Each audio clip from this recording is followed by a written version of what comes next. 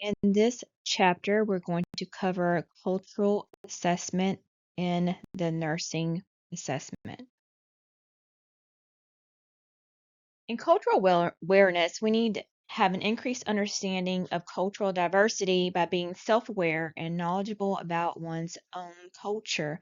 That means that you take a self inventory of what your own culture is, and that way you can have a better awareness of others' cultures. So you need to be knowledgeable about your own before you learn about others. Awareness is an interactive and ongoing process for members of the healthcare profession because everyone comes from a different background, and each person in each culture of the same culture comes from a different background. So, we want to perform a cultural self assessment as an integral part of becoming culturally competent. So let's look at this in an NCLEX style question. What must a nurse assess first when providing culturally competent healthcare to an Asian American patient?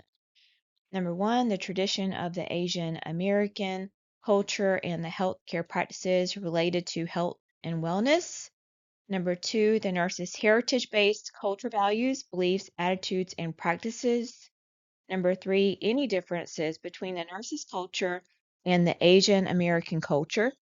And number four, the attitudes of an Asian American cultures to the healthcare system in the United States. The correct answer is two. The nurse must first needs to be able to determine what biases or differences exist prior to rendering care to any other culture.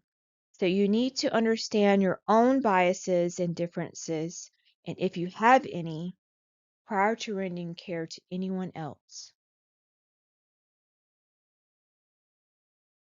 The demographic profile of the US. So here is the breakdown of the different populations that we have in our country. And we have over 328 million people in the US. 60% of that population identifies as white alone, and the minorities or emerging majority accounts for 40% of everyone else. Hispanics and Latinos account for around 18%. Blacks are the largest racial minority group in our country. 13% are born elsewhere. 22% speak a language other than English in their home, and that percentage is quickly rising. And emerging demographic differences between majority groups compared with non-Hispanic whites. And then we have age, poverty level, and household composition is different for everyone. With immigration and healthcare concerns, this is a growing topic in our country, especially during election times. You'll hear more about this in the news about immigration and immigrants. Um, right now, we have around 14% of our population were foreign-born individuals, and Asian immigrants have outnumbered our Hispanic immigrants. They have a harder ability to navigate the healthcare system. 53% of the foreign born individuals ages 9 and over report being proficient in the English language. There is a need for a cultural assessment of immigrants as well. Communication is an essential component of that because we need to offer an interpreter. Remember that we cannot use children to interpret medical information because that would be inappropriate because a child does not understand adult terminology or adult medical terminology. We need to convey information through materials that are based on health literacy principles. And like we discussed, that most literature for healthcare is written at the eighth grade level, but not everyone can read at an eighth grade level. So we need to be aware of that. The determinants of healthcare and healthcare disparities. Social determinants of health is SDOH, usually abbreviated that. These are the things that affect our ways of rendering healthcare, and these are things that affect it, things that inhibit it, things that prevent it, things that interfere with getting health care. That's what our social determinants of health are. It's a constellation of related factors from where they live, what environment they live in, where they work, what healthcare services do they have access to, do they have access to transportation, food, money, economic status, economic stability, are they in poverty, education, what level of education of the family is, are they able to have access to education, do they have an education, social and community context. So, where do they live? What is their social environment outside of school, inside of school? So, all of this goes into play in how people can receive health care at appropriate levels. Evidence based practice indicates that poverty has the greatest influence on health status, and poverty affects our ability to travel. It affects our ability to pay. It affects our ability to see certain providers. Some providers require insurance for them to see you. And then we have free clinics, but they're far and few between, and there's a lot of they're not usually located in convenient places. So we just have to understand what our barriers are to healthcare to help all of our patients receive the healthcare that they need. Healthy People 2030, you can go check this out because this is a government funded initiative where we get all of our government programs from. So what they do is they determine where the lack of things are in our healthcare system. And then people like us, the nurses, will initiate programs to help fund these things. Think about one example is the WIC program, the Women's Infants Children program that you can receive through the health department. And that is a program that was initially developed from the Healthy People 2030 initiatives. Well, back then it was 2020. So every 10 years, there's a new list put out. Healthcare disparities are a type of health difference that is linked to social, economic, and environmental disadvantage. It mainly impacts our minority groups. Access to care and quality of care are disproportionately affected. We want to provide promotion of healthcare frameworks and strive for social and physical environments that promote a quality of life. So we, as nurses, we identify, define, and recognize those vulnerable populations and try to provide solutions to help those healthcare disparities become non-existent. For example, in very North Georgia, in the depths of the mountains, there are very small communities that do not have access to health care, and so they will send our state will send nurse practitioners into those cities to provide health care to them because that will help eliminate that barrier that they have to access health care if we send the health care to them, which will help improve their quality of life.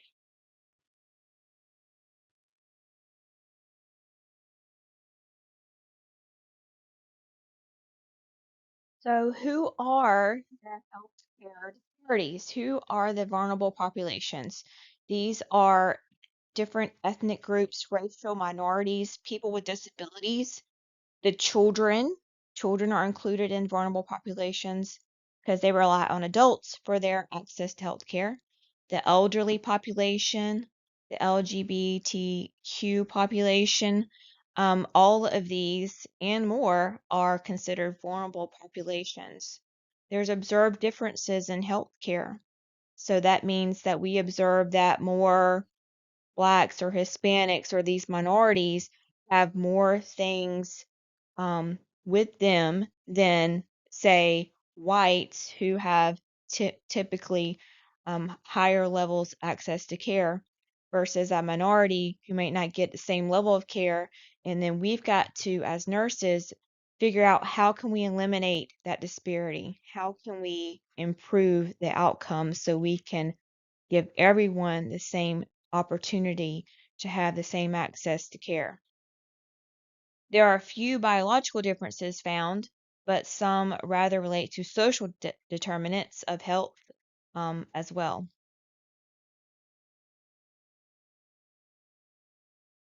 The National Cultural and Linguistic Standards for Appropriate Services in Healthcare. This is a highly elaborate standard that we can use to help identify these populations and use these standards to help eliminate health disparities. It it did originate from 1964 Civil Rights Act, and we want to provide assistance with communication, utilizing resources such as interpreters. And if you go and visit the Think Cultural Health website there, you'll learn more about these standards that we can use and follow to help improve the outcomes. Let's look at some culture-related concepts. So we have basic characteristics of each types of cultures, and we have learned from birth through process of language acquisition and socialization. Culture is shared by all members of the same cultural group. They're adapted to specific conditions related to environmental and technical factors in the context of available resources, and it's a dynamic interface that is ever changing.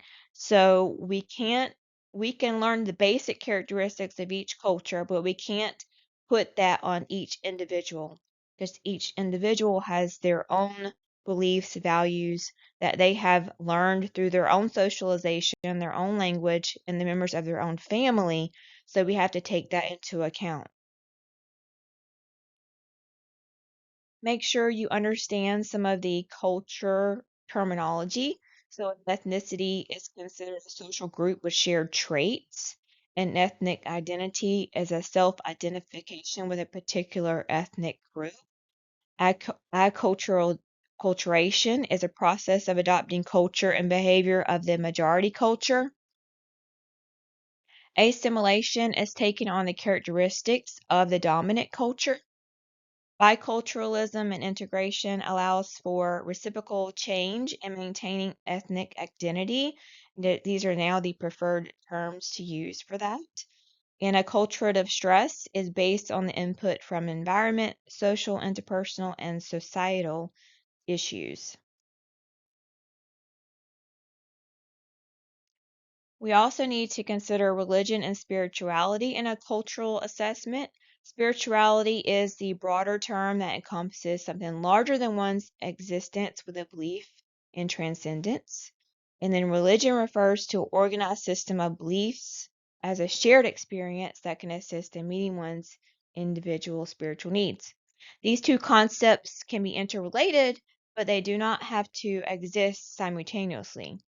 We would allow each individual to define their feelings and beliefs of their own. With a spiritual assessment, it's important to perform this as a part of your holistic assessment of the individual patient.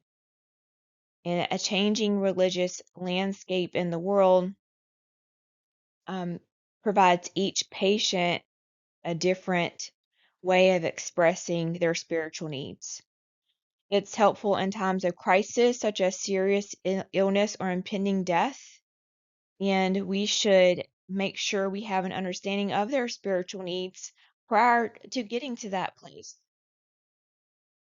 We can help improve their coping mechanisms. We can encourage them to use um, their spiritual or religious beliefs to help them cope with whatever is going on with them. We want to promote engagement and improve outcomes.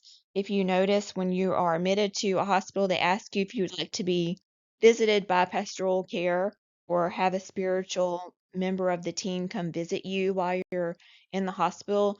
And that is because we recognize and understand that spiritual assessment and support improves patient outcomes.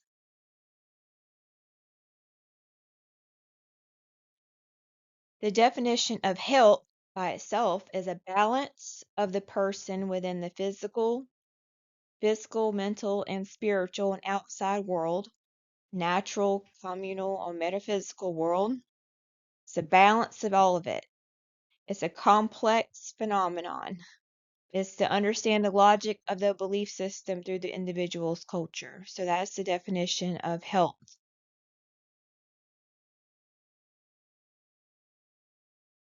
There are different beliefs about causes of disease.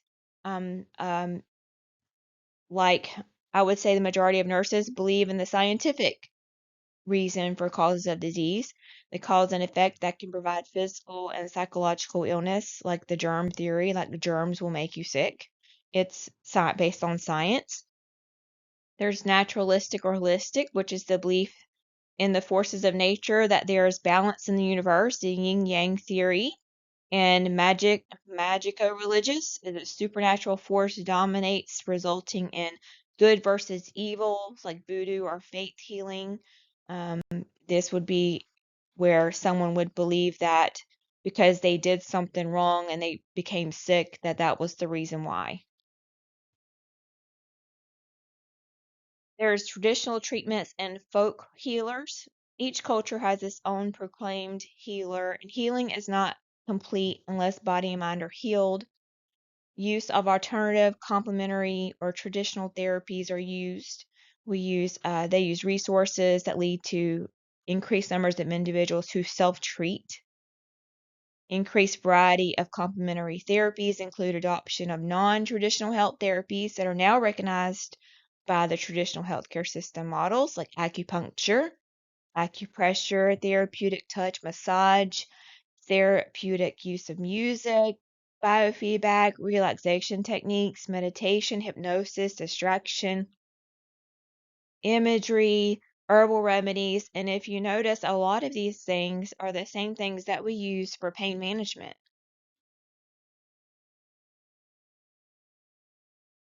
With developmental competence, we have an awareness of beliefs across the life cycle can impact the perception of healthcare delivery and treatments. This is understanding where someone is in their developmental process of the lifespan. So from infancy to adulthood, we need to understand the parental perception of illness, cultural taboos, values that are held by dominant culture influences, perception of older adults, independent self-reliance and productivity, care dependent versus caregivers, and culture shock. Madeline Langer, nursing theorist, she invented the transcultural nursing culture care theory. This is basically a nursing theorist, and if you like her, you could use her in your nursing research class. She developed this theory um, in the 1950s, and published a memoir about it in 1991, and then in 1995, and then 2002, it was the third edition. So it's a very well known and thought out theory about transcultural nursing, and that is a study of cultures to understand the similarities and differences in patient groups. The culture is a set of beliefs held by a certain group of people, handed down from generation to generation. But in the nursing theory about it, we practice according to the patient's cultural considerations. That means we do a culture assessment, and we take into account their background and how it has affected their health. And then once we are done with that assessment, we use that assessment to create a nursing care plan that also takes into the patient's cultural background into consideration. So it's really a good way because we use nursing theories to guide how we practice. So, how do we become a culturally sensitive practitioner as a nurse? First is being aware of your own culture, your own bias, your own thoughts and beliefs about your own culture. Okay. Once you can recognize your own culture, then you can only understand someone else's. So you must first understand who you are as a person, what you feel, what you believe, what is your spiritual values, what is your culture values, how has your life shaped who you are today? And then you will be able to have some awareness about yourself where you can be confident in yourself to where you can understand someone else. So then we need to learn about other cultures and obtain the needed skills through our clinical experience to understand and take care of patients better. With cultural humility, that is seeing values in other people's beliefs. So that's having a genuine respect for other people and what they believe. Cultural, cultural sensibility is a proactive behavior by healthcare providers who examine cultural situations through thoughtful reasoning, responsiveness, and discrete interactions. So we're being proactive. I like that word because the beginning of my assessment, when I'm speaking to someone, I'm going to do a cultural assessment. You know, what do I need to know about your culture, beliefs, or values so that I can take care of you better? And that is a great supportive statement or question to ask your patient so that they can express what they need you to do for them. So do not apply stereotypes, but listen and learn. Ask the question, listen, ask more questions, and learn from them. Things that we might want to consider are their heritage, their health practices, how they communicate, their family roles. So maybe we need to ask questions about who's involved in their care and what we need to understand about their role with your patient while they're with you.